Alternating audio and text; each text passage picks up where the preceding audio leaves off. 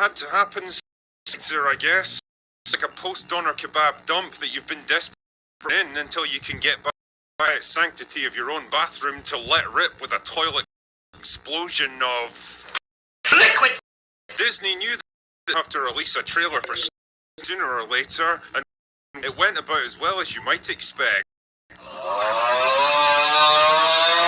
Honestly, I don't think I've ever seen a movie with many missteps and received such nuclear-level backlash in my entire career.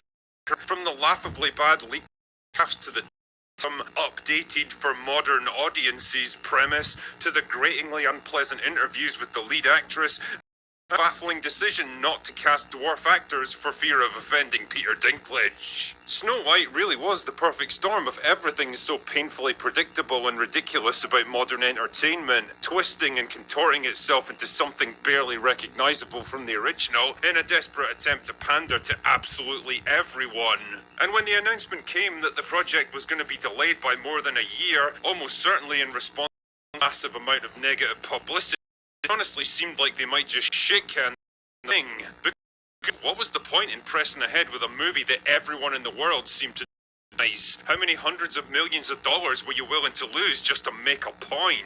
Well, we got at Disney's recent D23 Expo, their annual get-together where they announce a bunch of shit projects that nobody wants, trying to pretend that the company isn't falling down around their ears. Anyway, after basically going radio silent on this movie for almost a year and hoping that the backlash would die down, Disney decided that the time was right to release their first trailer. And in case you were wondering, yes, it was just as gaudily oversaturated with eye-damaging colours, just as laden with fake, edgy, self-important music, just as crammed full of eerily uncanny CGI animals that looked great in cartoon form but weird and unnatural action as you might expect. And yes, it's a sign of Prince Charming because I think Rachel Zegler's made her thoughts on that character pretty clear already.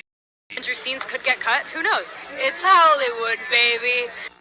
And as for the dwarves, sorry, diverse, magical, gender, non-conforming, vertically challenged individuals, these things are absolute nightmare fuel. I mean, just look at them. Look at how jerky and unnatural their movements are. Look at their weird, rubbery, soulless faces. It's like an interview with Kevin. They would have looked bad enough in a purely animated movie, but the fact that they're superimposed next to an actual human being so that we can very clearly see how fake they look is just further proof that the entire concept behind this movie was a horrifically bad idea. I mean, just pause for a moment and imagine how much better and more natural this scene would have looked, not to mention how much cheaper it would have been to film if they just shot it on an actual physical set and used actual dwarf actors. It would have given Rachel Zegler something to actually play against, instead of the horrifying reality that she was almost certainly Danny herself, big empty room sequence with some tennis balls on sticks as a visual reference to the dwarves. On that subject, actually, Rachel's been suspiciously in recent months, almost been told by Disney that every time she opens her mouth and expresses a dumb, entitled, disrespectful, and poorly thought out opinion, she actively shaves millions of dollars the box office total. The last time she made a major appearance in relation to this film, it was during a very carefully controlled conversation with Bailey, and if you know anything about body and tone of voice, it's pretty funny for the quiet, demure, soft and thoughtful Zegler in that interview with the outspoken, abrasively olden version we saw a few months earlier. The cartoon was made 85 years ago, and therefore it's extremely, when it comes to the women roles of power. Several months later. It's so beloved. It's like a monumental moment in film history. Yeah. It was like the first feature cartoon movie where it won honorary Oscars and all of these amazing things that happened for that film are the reason that you and I really get to sit here today and made Disney what it is. That's what happens when someone gets the mother of all bollock boss. It's Hollywood, baby. The movie was always going to have a problem framing the central conflict of an mother jealous of Snow White's otherworldly beauty when said was played by Gal Gadot, one of the most famously beautiful actresses in Hollywood today. Snow White was played by, Well, you get the picture.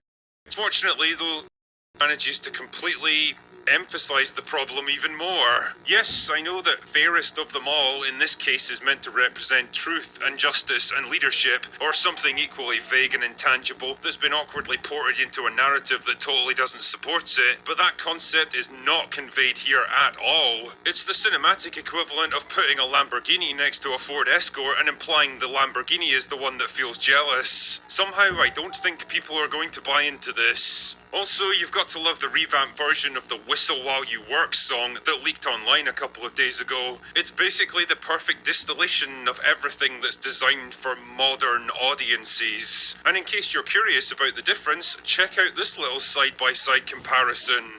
Now you wash the dishes. Now you wash the dishes. You tidy up the room.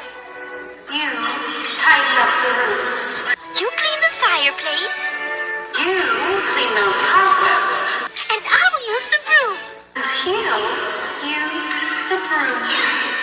Notice how in the original movie, Snow White offers to clean up the dwarf's home with a little help from her animal friends. It's a little token of respect and appreciation on her part in return for giving her food and shelter. But the horrifying notion of a woman doing any kind of domestic chores, even as a temporary response to a very specific situation, clearly doesn't gel with modern sensibilities. Because as we all know, modern independent women would never be seen dead sweeping up, or tidying, or cleaning dirty dishes. All of that stuff just kind of happens by itself now, I guess. So in the new version, she forces the dwarves themselves to clean up the place. That's right, they take her into their home, offer her protection and food and everything else she needs, and in return she forces them to do even more work for her. This is the point at which identity politics, storytelling and simple common sense all come into conflict with each other, and the latter two are sacrificed in favor of the former. Anyway, whatever. The point here is that if this trailer was Disney's big shot at turning around public opinion of their least popular movie since the Marvels, then